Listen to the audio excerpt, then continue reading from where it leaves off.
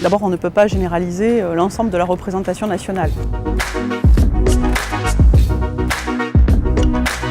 Il y a à l'intérieur de l'Assemblée nationale des députés qui ont l'expérience du terrain, l'expérience des responsabilités gouvernementales aussi, et qui connaissent l'importance de ce grand secteur économique et qui ont envie de le soutenir, de le promouvoir et de renforcer son développement, parce que c'est une filière intéressante à la fois du point de vue économique, du point de vue de l'emploi, du point de vue du PIB dans notre richesse nationale.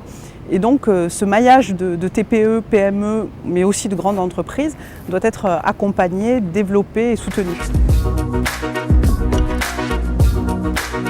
Je crois qu'il y a plusieurs choses à faire. D'abord, soutenir et accompagner les entreprises. Ça veut dire les aider à passer des caps, à se développer, les aider aussi à exporter, à se structurer. Et pour cela, il faut bien sûr soutenir le réseau, parce que comment des toutes petites entreprises qui ont un savoir-faire exceptionnel, précieux, peuvent justement conquérir de nouveaux marchés s'il n'y a pas des organisations professionnelles qui les accompagnent, qui les soutiennent, qui les aident à recruter. Bref, ce maillage territorial est très important, c'est une chance, mais encore faut-il l'accompagner et faire en sorte de lever les freins qui empêchent ce développement et cette structuration de la filière. Il y a les ateliers tufferie de jeans en Lozère, dans un petit village qui justement sont accompagnés et soutenus par la région. Il y en a d'autres, mais c'est à chaque fois un accompagnement cousu main, j'ai envie de dire, qu'il faut avoir pour permettre justement à ces entreprises de passer le cap et de se développer et d'aller chercher de nouveaux marchés.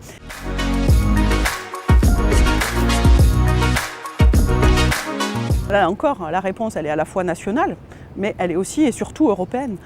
Et là pour le coup, l'initiative portée par Bruno Le Maire me paraît intéressante. Mais encore faut-il que ça ne soit pas que des effets d'annonce, mais qu'il y ait derrière des mesures concrètes pour limiter l'influence des GAFA, pour préserver aussi nos savoir-faire locaux.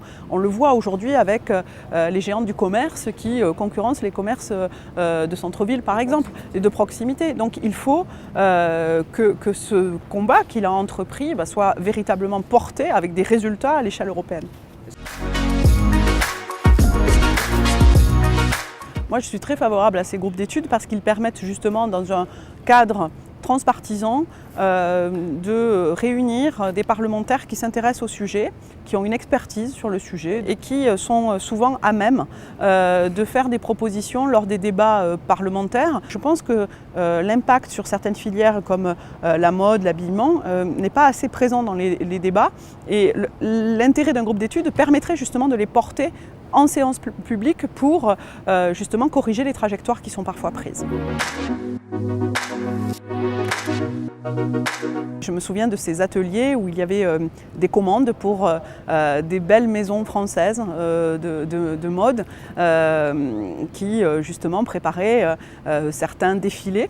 Et puis quelque temps après avoir été justement voir les dentelles de Calais, j'ai eu la chance de visiter les ateliers de la maison Dior, où justement j'ai retrouvé les mêmes dentelles. Donc je trouvais que c'était un beau parcours et qui montrait justement comment une entreprise, une petite entreprise à Calais, pouvait justement apporter un savoir-faire à des maisons prestigieuses qui symbolisent la mode française au-delà de nos frontières, au-delà de Paris, au-delà de la France.